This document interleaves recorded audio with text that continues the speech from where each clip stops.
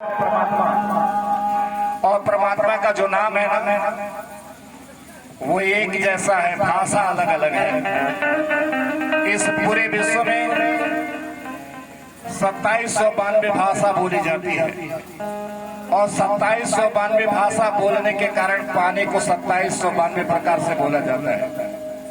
उसी प्रकार परमात्मा का नाम भी 2792 प्रकार से लिया जाता है।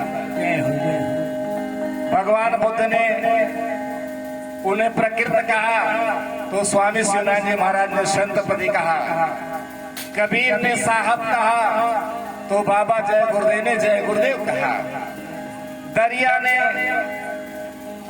उनको परमेश्वर माना तो नानक ने वाहे गुरु कहा, हजरत मोहम्मद साहब ने खुदा कहा तो जीसस क्राइस्ट ने गॉड कहा, लेकिन बात केवल ईश्वर का है। तो हम लोग उस ईश्वर को याद करेंगे। आगे मैं बोलूं, पीछे पीछे आप लोग दोहराइएगा।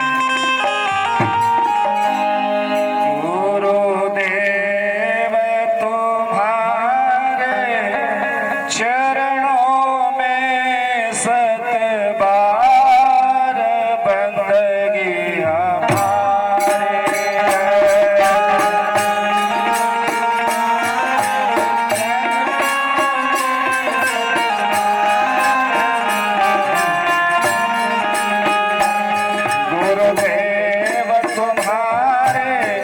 चरणों में सतबार बंदगी हमारी है।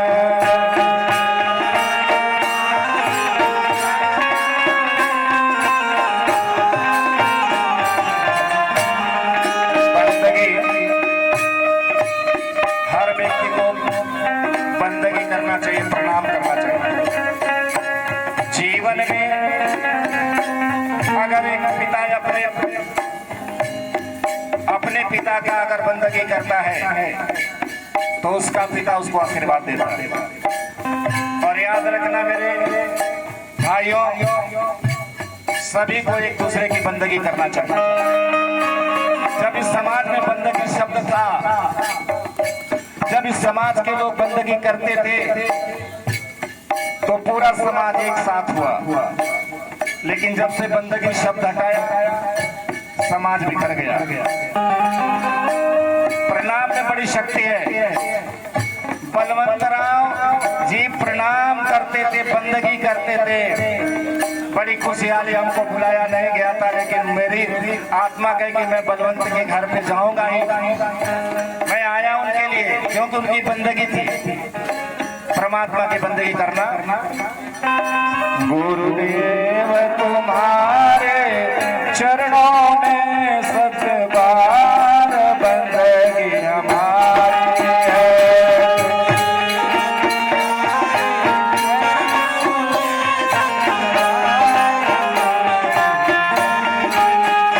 सत बार बंदगी हमारी है, बारंबार बंदगी हमारी है।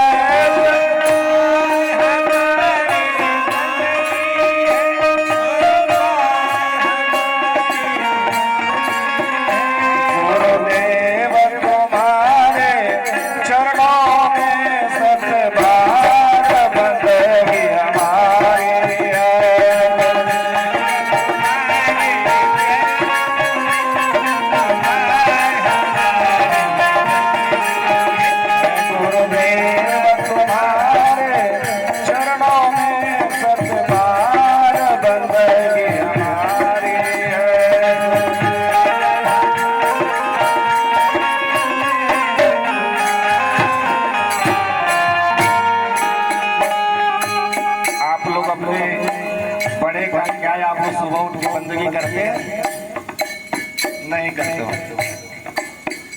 जो बेटा अपने बाप का पर चरण स्पर्श सुबह करता है,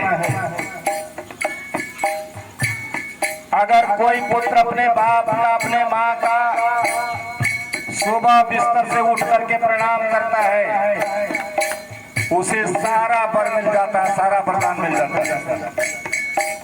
माता पिता से बड़ा कोई दुनिया में कोई देवता नहीं, कोई देवता नहीं है। अगर पिता का पैर, माँ का पैर पुत्र ज्यों ही टच करता है, माँ का हृदय, पिता का हृदय उस बच्चे के लिए आशीर्वाद देता है। कोई शिष्य अपने गुरु का बंदगी करता है, गुरु आशीर्वाद देता है, बंदगी में वो ताकत है। आप अपने समाज में जाएं और आपके सामने कोई जा रहा हो और जब वो आपका प्रणाम करता है, उस समय अपनी स्थिति को देखेगा, आपके अंदर साहस है, बहुत अच्छा लगेगा। हम लोग भी परमात्मा का बंधन करते हैं, क्योंकि मरने के बाद बलवंत राव जी यहाँ से एक धूल भी नहीं ले गए, लेकिन ले गए होंगे क्या? वही प्रार्थना। और सच्चा आदमी परमात्मा को अपने घर में बसेरा करता है, और जिन घरों में परमात्मा का निवास होता है उस घर में लक्ष्मी भी आती है। हो सकता है आपको ये बात अच्छी न लगती हो, लेकिन जाके देखिएगा, ब्राह्मण समाज को जाके देखिएगा, बनिया समाज को जाके देखिएगा, जो लोग परमात्मा के क्षेत्र में हैं उनके घरों में धन धान अपने आप आ जाता है, इसमें कोई दो राय नहीं। हमारा समाज से दूर है। आगे चाह नहीं मुझे संपत्ति की और चाह नहीं पद माया की,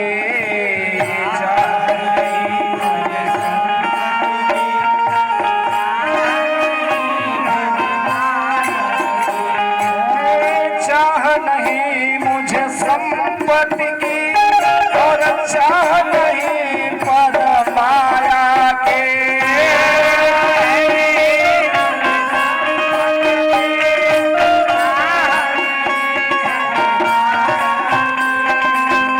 ये जितनी टीम बैठी है, इनको जब आप पैसा इनाम में देंगे ना, तो इनके मन खुश हो जाएंगे।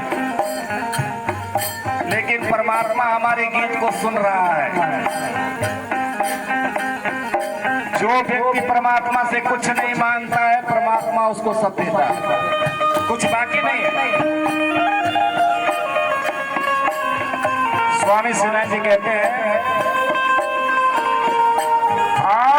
चाह नहीं मुझे संपत्ति की और चाह नहीं पद माया के,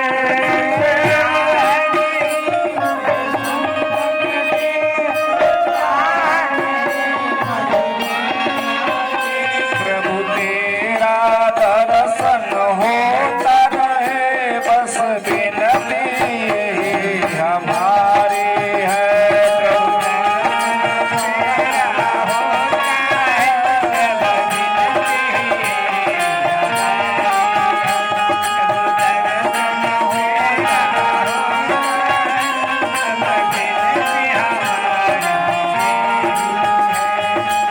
हमारे बीच